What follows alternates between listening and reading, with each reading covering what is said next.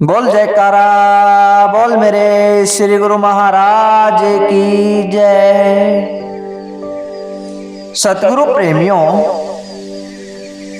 इस दुनिया में हम जो भी कार्य करते हैं अपने स्वार्थ की खातिर करते हैं।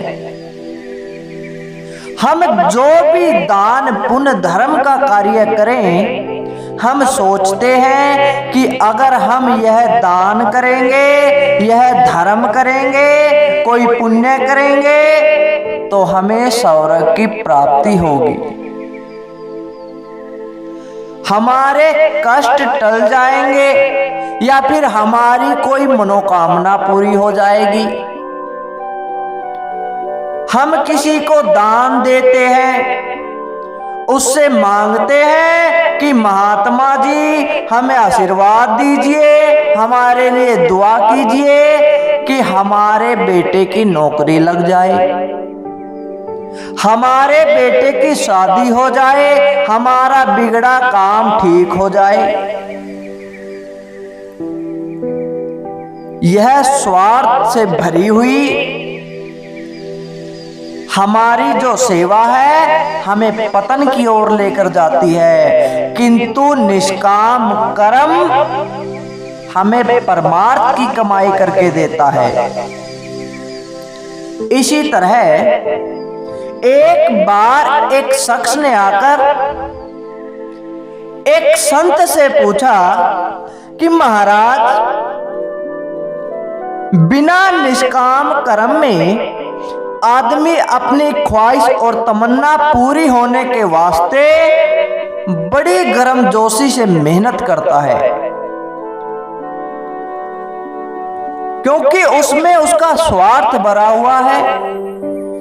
उस काम को बड़ी रुचि से करता है, बड़े शौक से उसे खत्म कर देता है, और जब तमन्ना पूरी हो जाती है तो उसका फल भी मिल जाता है और दुगनी खुशी हासिल होती है। किंतु इसके विपरीत निष्काम कर्म में वह व्यक्ति बड़ी अरुचि दिखाता है, किंतु उसमें तो कोई तमन्ना भी नहीं और उसे कुछ मिलता भी नहीं, तो उसका भला क्या फायदा है। इतना सुनकर संत फरमाने लगे कि हमें एक कथा याद आ गई। किसी शहर में एक बूढ़ी विधवा रहती थी, उसका एक लड़का था। चक्की वगैरह पीसकर अपना और अपने लड़के का पेट भरती थी। एक दिन उसके घर के आगे से बादशाह की सवारी निकली। बड़े शोर शराबे को सुनकर वह लड़का भी उसे देखने के आ गया। अब क्या देखता है कि एक सवारी बड़ी शानो शौकत के साथ धूमधाम से चली आ रही है। उसके साथ बहुत से सिपाही हैं, हाथी घोड़े ऊंट हर तरह के साजो सामान सुशोभित है। रथों और गाड़ियों की कतार लगी हुई है, किस्म किस्म के बाजे बजते हैं और एक बड़े शानदार रथ में बादशाह सलामत सवार है। जब सवारी निकल गई तो उसने अपने साथियों से कहा कि दोस्तों, इस बादशाह ने तो मुझसे बात भी नहीं की।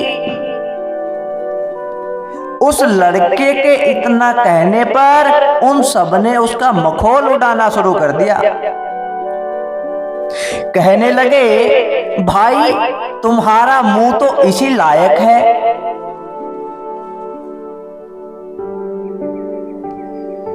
यह बात उसके दिल में चुभ गई और उसने संकल्प कर लिया कि अब बात तो जब है कि जब बादशाह खुद मुझसे मेरे हालात की दरियाफ्त करें, मेरे हालात के बारे में पूछने आए।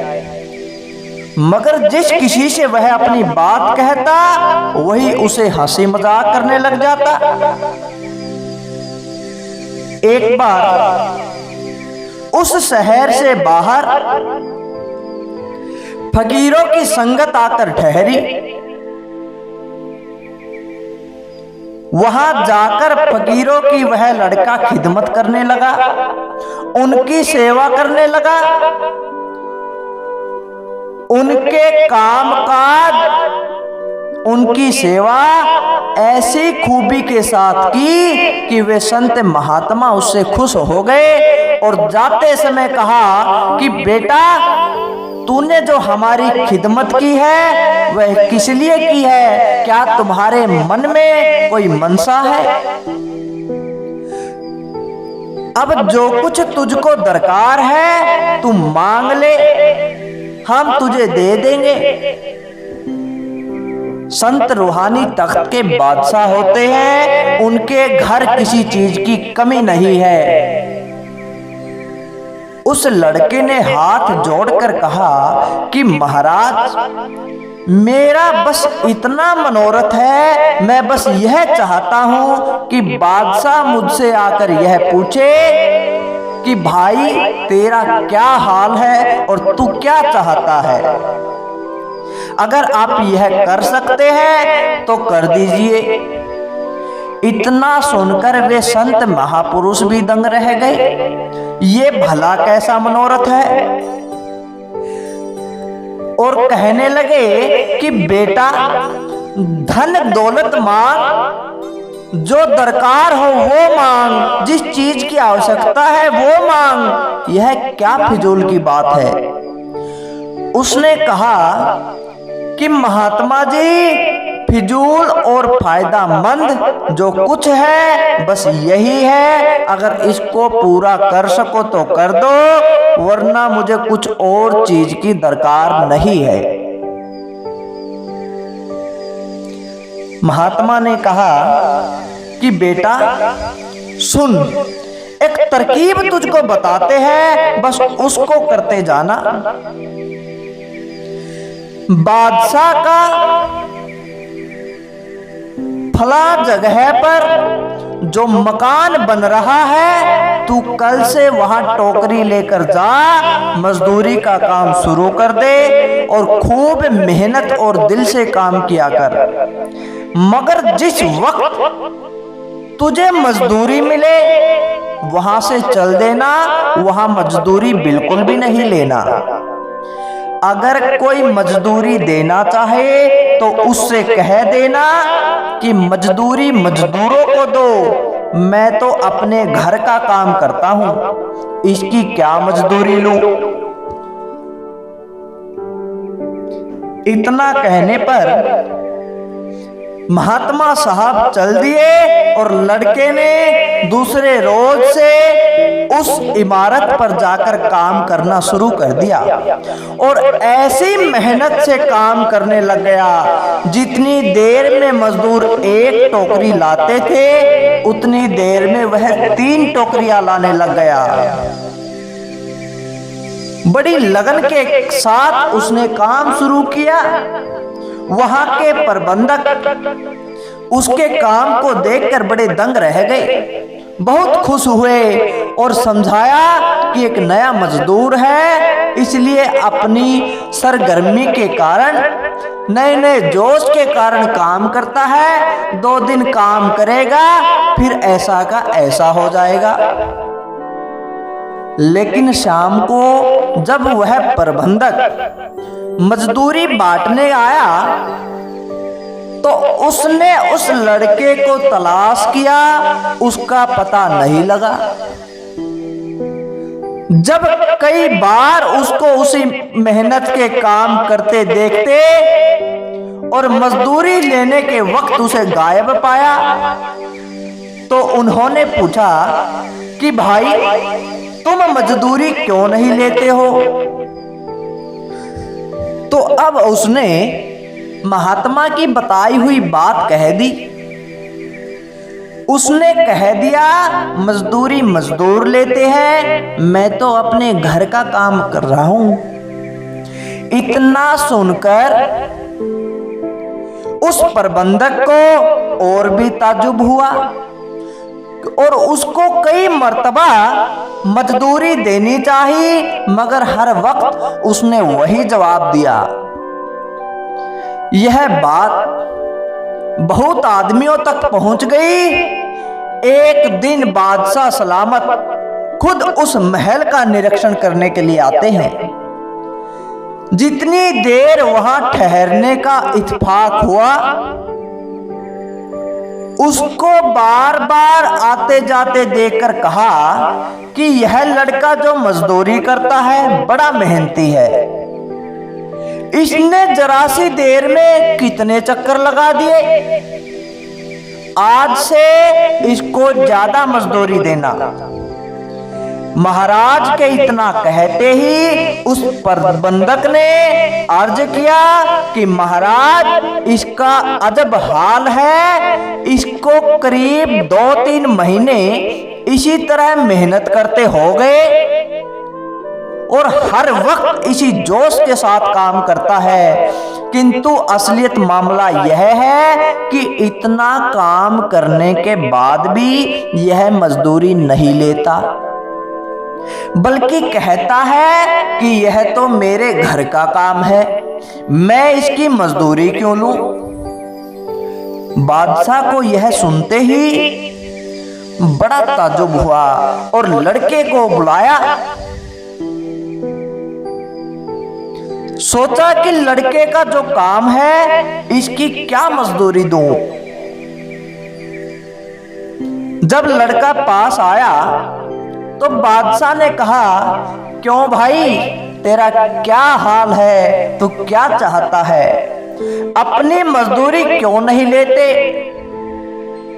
बस यही बात सुनकर लड़का हाथ जोड़कर खड़ा हो गया और बोला कि सरकार, आज मैंने अपनी सारी मजदूरी ले ली, अब बाकी कुछ नहीं रहा। यह जवाब सुनते ही बादशाह बड़े हैरान हो गए और कहने लगे कि भाई, ये सब तू क्या बोल रहा है, हमारी समझ में कुछ नहीं आया, जो बात है सीधे सीधे बता। इतना सुनकर वह लड़का कहने लगा कि राजन, मेरा यही मनोरथ था, यही मेरी इच्छा थी कि आप खुद मुझसे यह कहें कि क्यों भाई, तेरा क्या हाल है, तू क्या चाहता है, और वह आज आपकी जुबान से सुन लिया और अब मुझे कुछ दरकार नहीं है। अब मुझे किसी और चीज की आवश्यकता नहीं है, बस यही एक तमन्ना थी, वो आज पूरी हो गई। इस बात से बादशाह को बड़ी हैरानी हुई कि यह कोई अजीब आदमी है, उसकी कोई बात समझ में नहीं आती। उसने जरा सी बात के वास्ते इतनी मेहनत उठाई। तो राजा खुश होकर उसको अपने साथ ले गया और एक खास पद पर उसे बैठा दिया। उसने उस पद का काम ऐसी चतुराई और एकाग्रता के साथ किया कि बादशाह के दिल में उसकी जगह हो गई। संयोग से वजीर का पद खाली होने के कारण उसे अपना वजीर बना लिया। बाद में अपनी इकलौती लड़की से भी शादी करा दी। जब राजा की मृत्यु का समय आया तो राजा की कोई और औलाद नहीं थी, इसलिए इस दामाद को ही अपना पुत्र समझकर इस सल्तनत का बादशाह बना दिया। इतना कहकर संत उस व्यक्ति को समझाने लगे जो निष्काम कर्म के बारे में पूछ रहा था, जो स्वार्थ और निष्काम में अंतर नहीं ढूंढ पा रहा था। कहने लगे कि अगर वह लड़का मजदूरी लेता तो मजदूरी ज्यादा से ज्यादा 20 या 10 रुपया होती। देखो 2 महीने में निष्काम कर्म करने से एक विधवा औरत का लड़का बादशाह बन गया, तो क्या खुदा की दरगाह में निष्काम कर्म फिजूल जाएगा? अगर सांसारिक दुनिया में निष्काम कर्म बेकार नहीं गया, तो क्या वह मालिक तेरी निष्काम कर्म को व्यर्थ जाने देगा? तो सतगुरु प्रेमियों, यह थी निष्काम कर्म की बढ़ाई, निष्काम कर्म का फल, जिसे हम लोग समझ नहीं पाते हैं। अपने स्वार्थों के कारण ही अपने परलोक को बिगाड़ लेते हैं। हम गुरु दरबार में जाते हैं, सेवा करते हैं और सोचते हैं कि गुरु महाराज मेरे हर कार्य को पूर्ण करेंगे, तो वह कोई सेवा नहीं है, वह तो व्यापार है। आपने 10 रुपए दिए, दुकानदार ने आपको उसके 10 रुपए के नाम की वस्तु दे दी। आपने गुरु दरबार में सेवा की, जो कर्म किया, गुरु महाराज ने उसके लिए आपको आपका मनोरथ पूर्ण कर दिया। यह व्यापार हुआ। आप व्यापार से बचिए, निष्काम कर्म करें, जो सेवा करनी है बिना स्वार्थ के करे। गुरु महाराज पर छोड़ दे कि महाराज मेरा काम बस आपकी सेवा करना है, मांगना नहीं है, बस आपको जो देना हो दीजिए, ना देना हो वो भी ना दीजिए, ये आपकी मौज है। फिर देखे कि कैसे रूहानियत के खजाने आपके भर जाएंगे। जो खाली घट है उनमें कैसे वो प्रकाश फैलेगा और कैसे गुरु महाराज उसके हर कार्य को पूर्ण करेंगे और अपने अंतर मिला लेंगे।